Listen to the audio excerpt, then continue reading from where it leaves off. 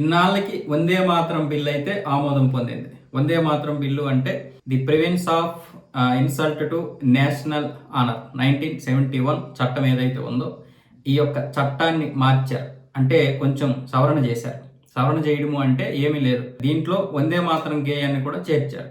అంటే జాతీయ జెండాకి అలాగే జాతీయ గీతానికి ఏదైతే అవమానం జరుగుతుందో, అవమానం జరిగితే శిక్షలు ఉన్నాయో అదే విధంగా ఇప్పుడు వందే మాతరానికి కూడా అదే విధమైనటువంటి శిక్షలు ఉంటాయి. ఎవరైనా సరే అవమానిస్తే 3 సంవత్సరాల జైలు శిక్ష, అలాగే భారీగా జరిమానా, ఇంకా మరికొన్ని చర్యలు తీసుకోవడానికి కూడా అవకాశం ఉంటుంది. 1971 చట్టంలో ఏదుందో ఇప్పుడు వందే మాతరం గేయానికి కూడా అదే విధమైనటువంటి చట్టం వర్తిస్తుంది. కాబట్టి ఎవరైనా అవమానిస్తే ఇక నుంచి జనగణమన, వందే మాతరం, మన జాతీయ జెండా, అలాగే మన జాతీయ సింహనాలు కలిగినటువంటి ఆ యొక్క గుర్తుకి ఎలాంటి అవమానాలు జరిగినా సరే తాట తీసేస్తారు. దీన్ని పాస్ అవ్వకుండా ప్రతిపక్షాలు చాలా ప్రయత్నాలు చేశాయి.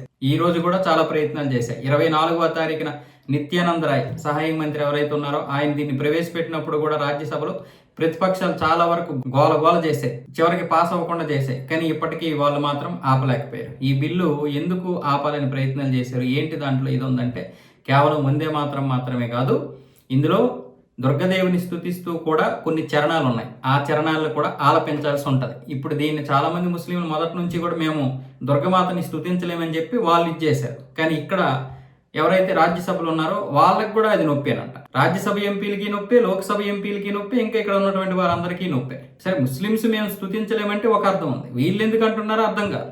అంటే వీళ్ళ భావజాలము, వీళ్ళ సిద్ధాంతం ఏంటో అర్థం చేసుకోవాలి మనం. కానీ ఇప్పుడు భారత రాజ్యాంగం ఏం చెప్తోంది, ఇది సెక్యులర్ దేశమే, లౌకికవాద దేశమే, కానీ ముస్లింల కోసం తూర్పు పాకిస్తాను, పశ్చిమ పాకిస్తాన్ అని 2 ముక్కలు ఇచ్చేసిన తర్వాత ఇక్కడ ఎవరైతే మెజారిటీ ఉంటారో హిందువులకి అనుకూలంగానే ఉండాలి. కాకపోతే తర్వాత జరిగినటువంటి పరిణామాలతో రాజ్యాంగాన్ని బాగా మార్చేశారు. రాజ్యాంగాన్ని మార్చేసిన తర్వాత మనం ఏం చేస్తాం, అప్పటికే మనకి అసలు నిద్రమత్తులోనే కాదు, ఒక మత్తులో అసలు ఏమి తెలియని అమాయకత్వంలో ఉన్నాం. మనకి ఏమి తెలియదు.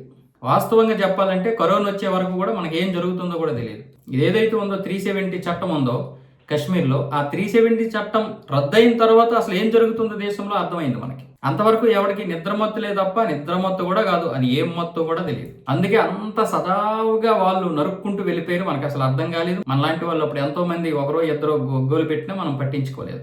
ఆ తర్వాత జరిగిన పరిణామాలు ఏంటంటే ఇప్పుడు కొంచెం చైతన్యం వచ్చింది మనలో.